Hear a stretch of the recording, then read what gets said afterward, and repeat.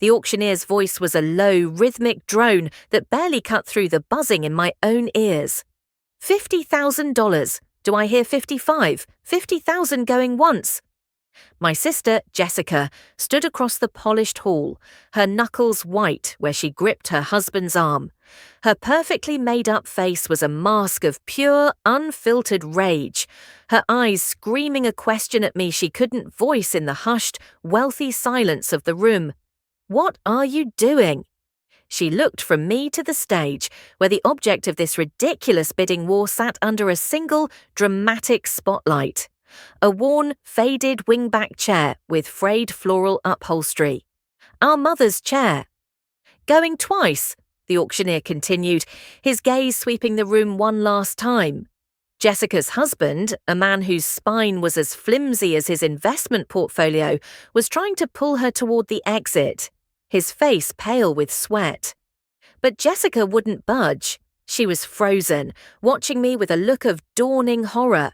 She had sold that chair for $200 on an online marketplace just 3 weeks ago, laughing at me when I'd frantically called her about it. She'd told me to get over it and stop being so sentimental about worthless junk. She thought she'd sold a piece of junk for a few $100s.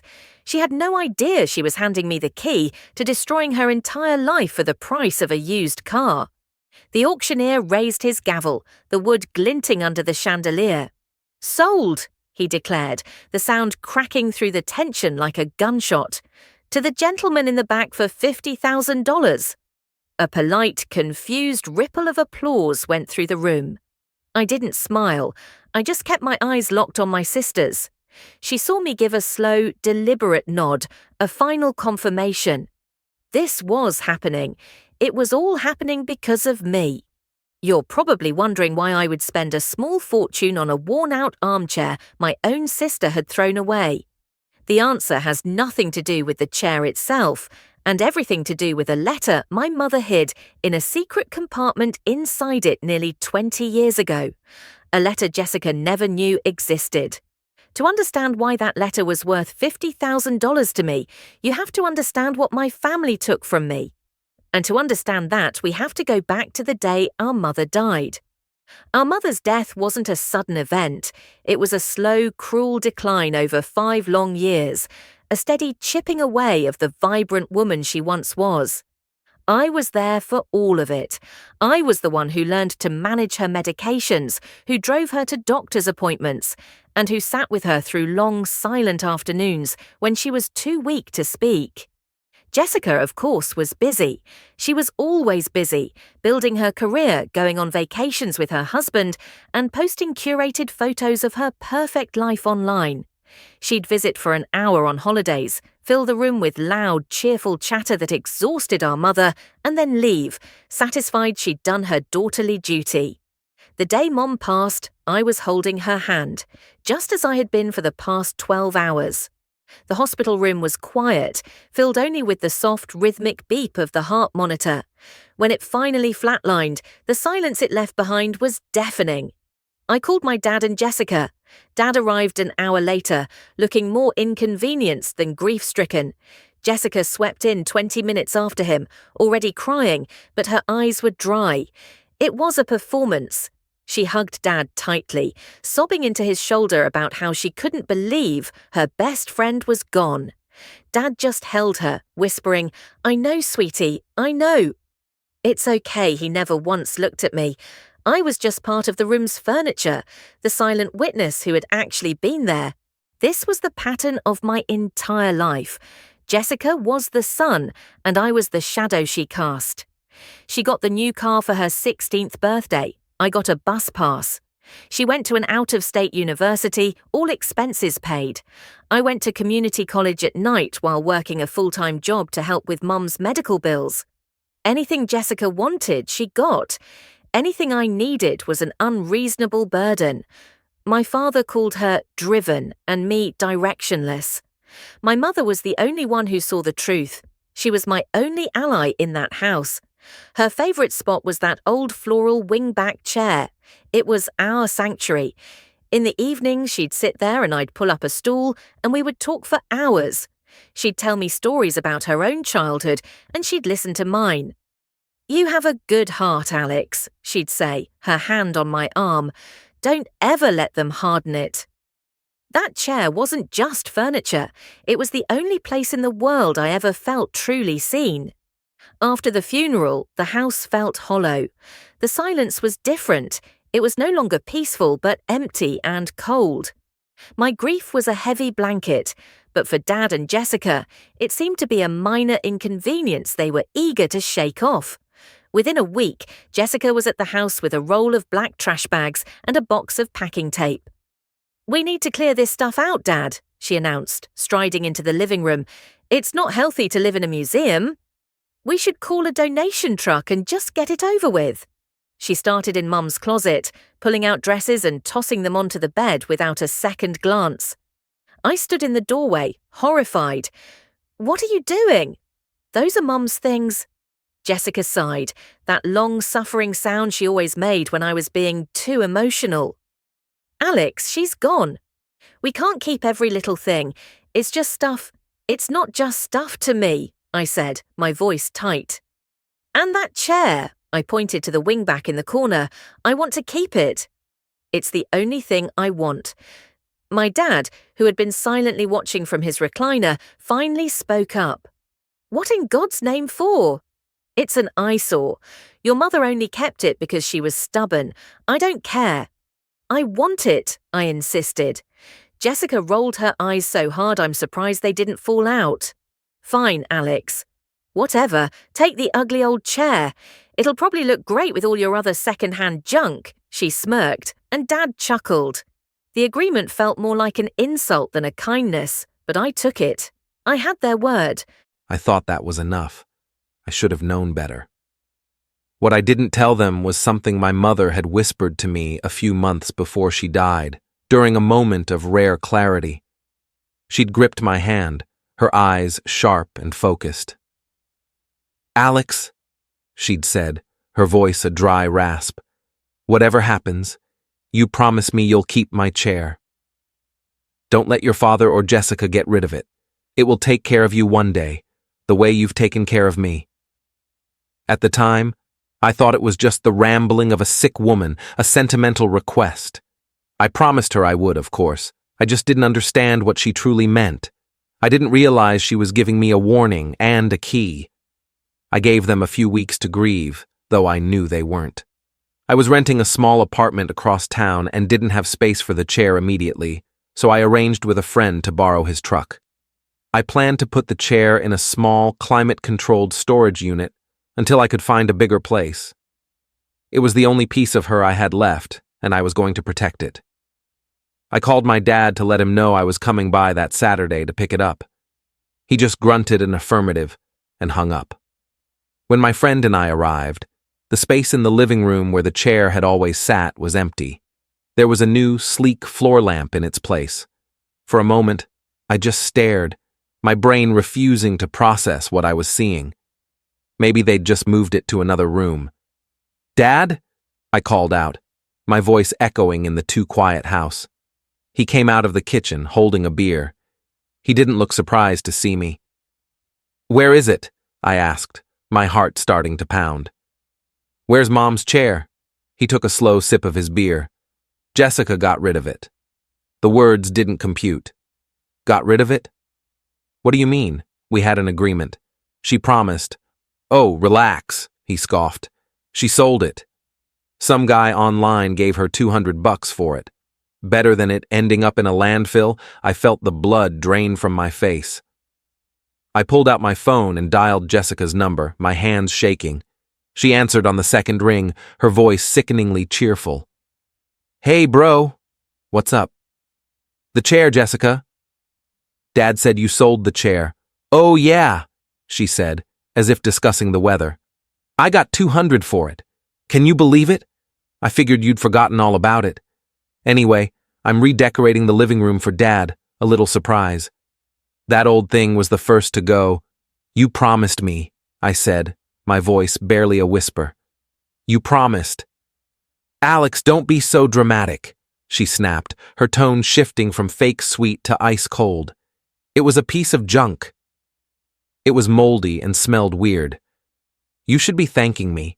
Honestly, if you wanted it so badly, you should have picked it up sooner. This is on you. The blame shifting, the casual cruelty. It was a punch to the gut. I hung up the phone, unable to speak. My father just shrugged. She's right, you know. You snooze, you lose. I walked out of that house and didn't even say goodbye to my friend. I just got in my car and drove. The despair was crushing. They hadn't just sold a chair. They had taken my last connection to my mother and sold it for the price of a cheap dinner. As I sat in my car, staring at nothing, my mother's voice echoed in my head. It will take care of you one day. And suddenly, the grief turned into something else. It wasn't sadness anymore. It was fire. I wasn't just going to get my mom's chair back. I was going to find out why she wanted me to have it so badly. The fire in my gut gave me a clarity I hadn't felt in years. My mission was simple: get the chair back. I started with the most obvious place, the online marketplace Jessica mentioned. The problem was, thousands of items were sold every day, and old listings were quickly buried or deleted. I had no idea what picture Jessica had used or what she'd written in the description. For 2 days, I did nothing but scroll, my eyes burning from the screen, searching for any trace. Nothing. I realized I needed more information, and there was only one person who had it. I swallowed my pride, took a deep breath, and called Jessica again. I played the part she always wanted me to play, the pathetic younger brother. "Hey, Jess," I said, my voice soft and apologetic. "Listen, I'm sorry I was so dramatic the other day. You were right, it's just a chair. But it would mean a lot to me if I could get it back. I'd be happy to pay the guy you sold it to, plus extra for his trouble. Do you remember his name or anything?" There was a pause, and I could practically hear her smirking. She was enjoying this. "Wow, you're really obsessed with that thing," she said with a laugh. "His name was Mark, I think. Or maybe Mike. He had a beat-up blue pickup truck. That's all I remember. Good luck with your little treasure hunt." She hung up. It wasn't much, but it was a start. For the next week, I searched for every Mark or Mike in a 50-mile radius who had recently reviewed or posted about furniture. I sent dozens of polite, desperate messages. Most went unanswered. The few who replied had no idea what I was talking about. I was hitting a wall, the trail going cold. The despair started to creep back in. Then, as I was about to give up, a thought struck me. What if the buyer wasn't just some random guy looking for a cheap seat? What if he was a professional, a reseller, a picker, someone who knew what to look for? My search changed.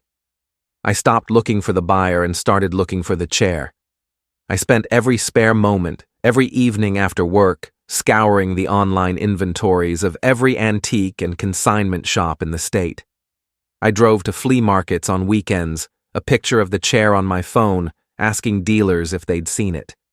They all shook their heads. After 3 weeks of dead ends, I was losing hope. I walked into one last shop in a town an hour away, a place I'd almost skipped. And there it was. Not the chair itself, but a picture of it in a binder on the owner's desk, marked "Consigned to Auction."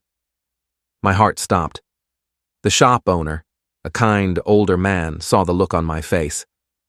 "Ah, the Henderson wingback," he said. "A beauty." The fellow who sold it to me bought it for a song online.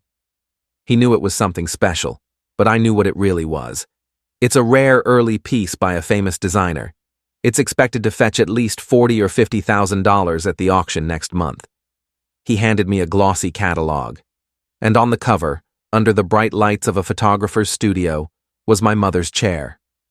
I stood in the antique shop, the glossy auction catalog feeling impossibly heavy in my hands. $50,000. It might as well have been $1 million. I made a modest living as a graphic designer. I didn't have that kind of money just lying around. I thanked the shop owner, my voice sounding distant and strange to my own ears, and walked out in a daze. My first instinct was despair. It was over. I'd found the chair, only to lose it again, this time to a world of wealth I couldn't possibly compete in.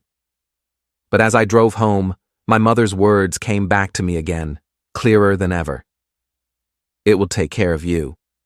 She wasn't a furniture expert. It was unlikely she knew it was a designer piece. So how would it take care of me? It couldn't just be about the chair's monetary value.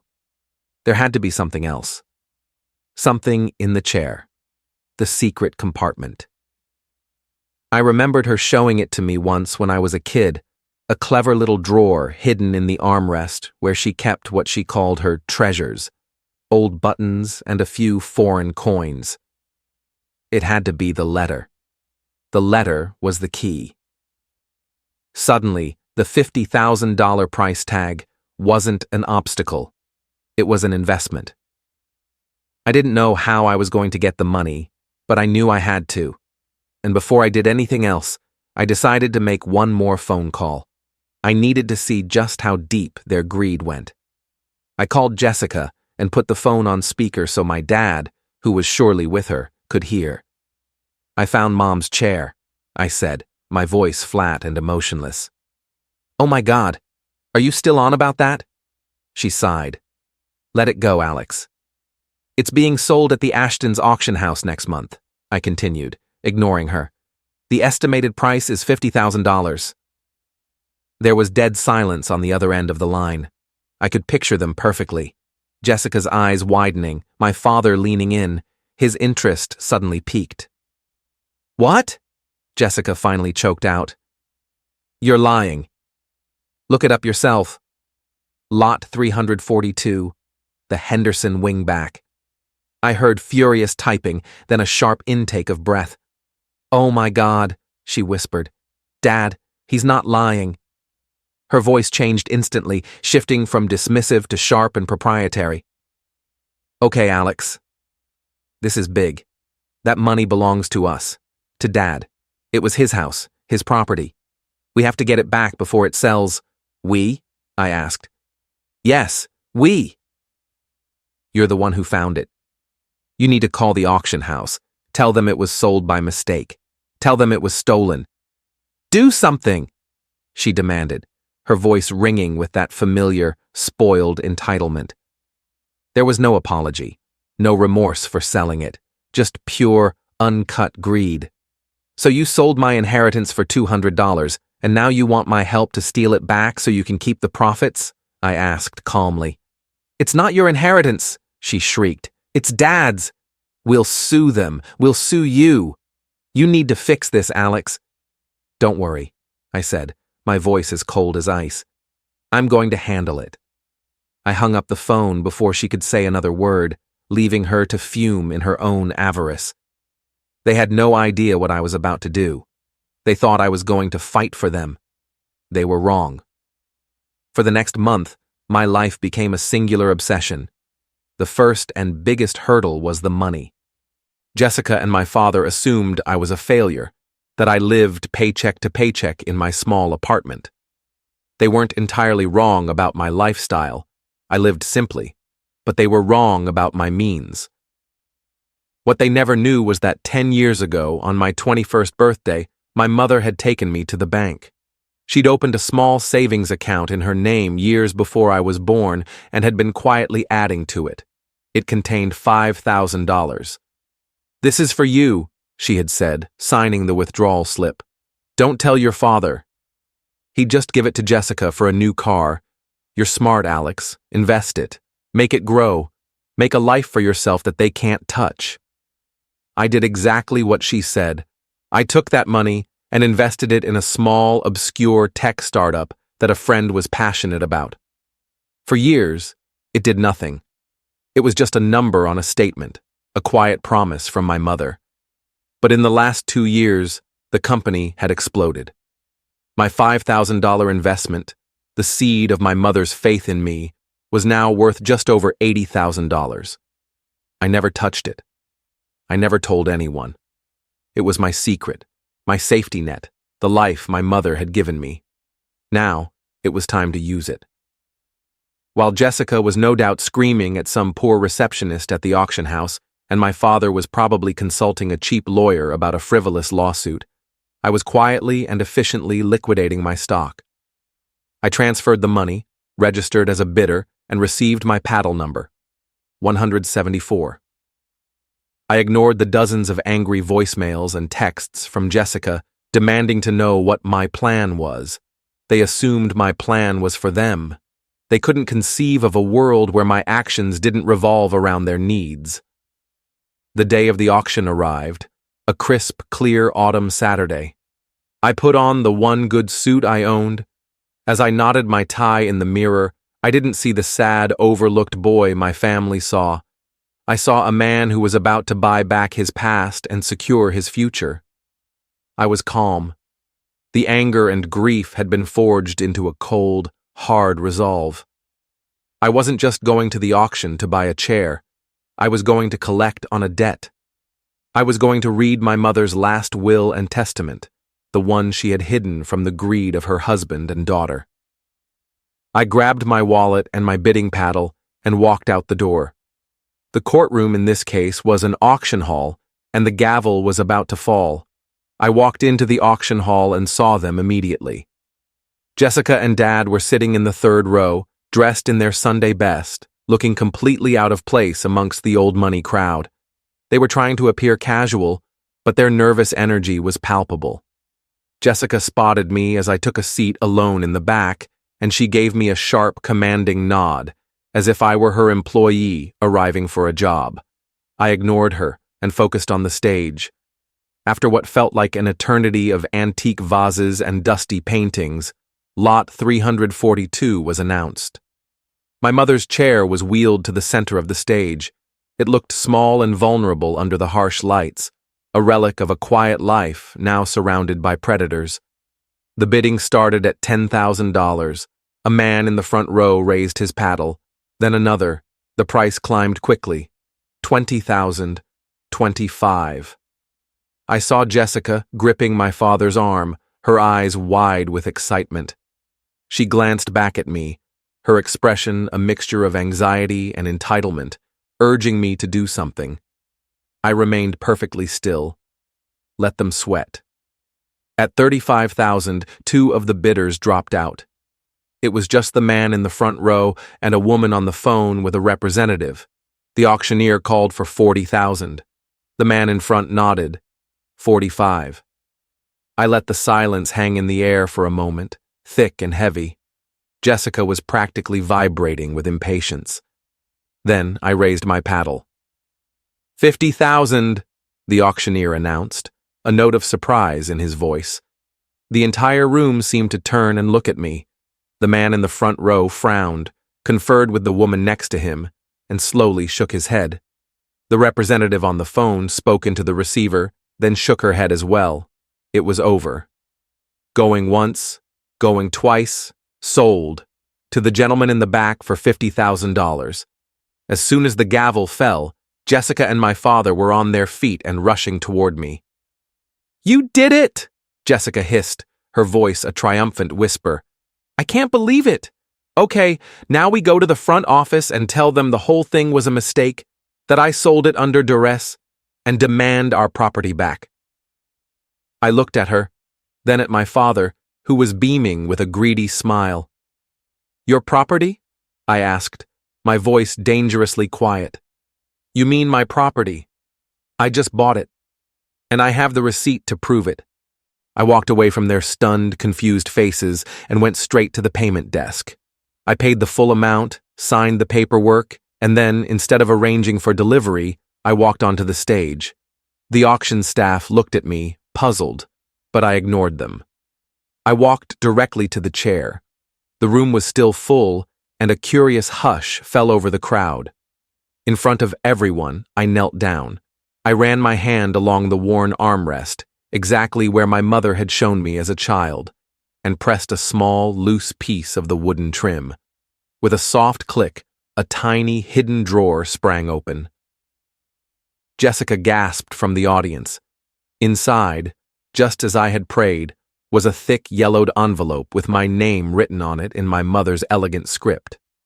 My fingers trembled slightly as I broke the seal on the envelope. Inside, there was a multi-page, handwritten letter and a thick, official-looking document folded neatly behind it. It was the deed to my childhood home, free and clear, with the title transferred solely to my name, legally notarized and dated just 6 months before my mother died. My father's jaw dropped. Jessica's face went white as a sheet. I unfolded the letter, and in the silent, gaping auction hall, I began to read my mother's final words aloud. "To my beloved son, Alex," I started, my voice clear and steady. "If you are reading this, it means you have honored my final wish and kept my chair safe. I knew I could count on you. You were the only one I ever could. You have a good and loyal heart, and for all the years you sacrificed to care for me, I am leaving you the only thing I have of true value, our home. It was bought with money from my parents, and I made sure it remained in my name, and my name alone. I knew that if I left it in a will, your father and sister would steal it from you, just as they stole so much of your childhood." I paused and looked at them. Jessica was shaking her head in violent denial. My father looked like he'd been struck by lightning. I continued reading. "To my daughter, Jessica, I leave you with what you always valued most, the freedom to be unburdened by family. You were never there in the quiet moments, in the hard moments, so you shall not be there for the rewarding ones. May your pretty things keep you company." My voice was cold as I read the final lines. "And to my husband, I leave you to the care of the daughter you always favored. You both made your choices for years. This is the consequence. The house belongs to Alex. He is the master of it now. He is the only one who ever deserved it. Be good to him, my son. Live a happy life. You've earned it."